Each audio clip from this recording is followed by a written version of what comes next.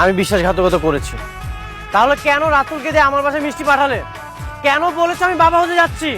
কেন এসব মিথ্যা নাটক সাজিয়েছো? আমি কোনো মিথ্যা নাটক সাজাইতেছি না, আমি সত্যি সত্যি প্রেগনেন্ট। আর আমার গর্ভের সন্তান তোমার। কি? হ্যাঁ, এবারও পারলে তোমার শাশু শাশুড়ি কইও আমার পেটের সন্তানটা এসে নষ্ট করে দিতে। তুমি সত্যি প্রেগনেন্ট? এক কথা আমি আর কতবার কই? হ্যাঁ, আমি অন্তঃসত্ত্বা, আর এর বাবা তুমি, মিস্টার অমিক সাহেব। আপনার কি আর কিছু জানার আছে? মনে হয় নাই। আপনার চলে যান, কালকে সকালে আমার অফিসে নিয়ে যান। আগের বাচ্চাটারে শান্তা আর শান্তার মা মিলা কিন্তু পেটের মধ্যে নষ্ট করে দিচ্ছে। কিন্তু এই বাচ্চাটার কি হয়? এই বাচ্চাটা যদি জন্ম নেয় তাহলে কিন্তু অসুবিধা আছে। আরে তুমি বুঝতেছো না কেন? এখন তো দুজনের মধ্যে আগের মতো ভালো সম্পর্ক নাই, তাহলে খামাকে বাচ্চাটা নষ্ট করে দরকারটাই কি? বেশি বুঝো মহিলা। যদি বাচ্চা হয়ে যায়, সেই বাচ্চার কারণে যদি তার মধ্যে একটা ইন্টিমেসি বাইরে যায়, তখন কি করবা? আমার এই যে এই বাবাজির হাতে যে কাজটা আছে সেটার কি হবে বুঝতে পারতেছো? আপনি ভালো কথা বলেছেন। সন্তানের জন্য যদি ওরা আবার দুইজন এক হয়ে যায়, আমার কাজটা যদি অনেককে দিয়ে দেয়, তাহলে তো আমি রাস্তার পথে হয়ে যাবো। একদম। আর সেই জন্য আমাদের এমন একটা প্ল্যান করতে হবে যেন তাদের মধ্যে যে সম্পর্কটা আছে, মানে খারাপ সম্পর্ক, সেটা আরো খারাপ যেন হয়, কোনোভাবে যেন ভালোর দিকে না যায়। কিন্তু সেটা কিভাবে? I have a plan. সেটার জন্য আমাদেরকে শুধু একবার অনেকের বাড়িতে যাইতে হবে।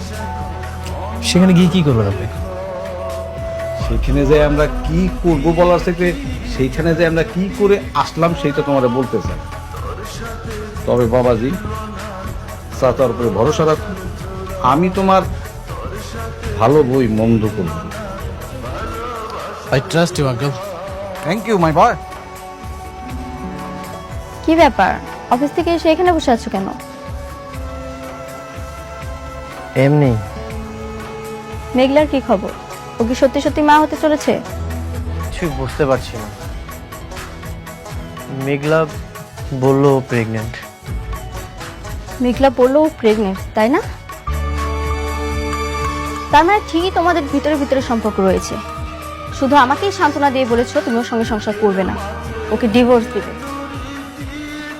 আসলে তুমি ওর সঙ্গেই চলে যাবে, আমি বুঝতে পেরেছি। আশ্চর্য, তুমি আমাকে ভুল বুঝতেছো। মেঘলা আমাকে বলেছে ও প্রেগনেন্ট।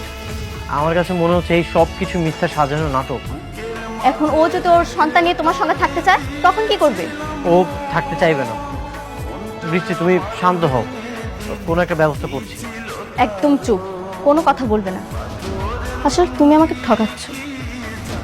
দোষটা আসলে আমারই কপাল পোড়া। এই পোড়া কপালে যাই ভাবি তাই পুড়ে ছাই হয়ে যায়। বৃষ্টি, তুমি শান্ত হও। কি রে মা, কি হয়েছে? ভাগাভাগি করছিস কেন? বাবা জানো, ওর প্রথম স্ত্রী প্রেগনেন্ট। কি বলছিস? অনেক বৃষ্টি যা বলছে তা কি সত্যি?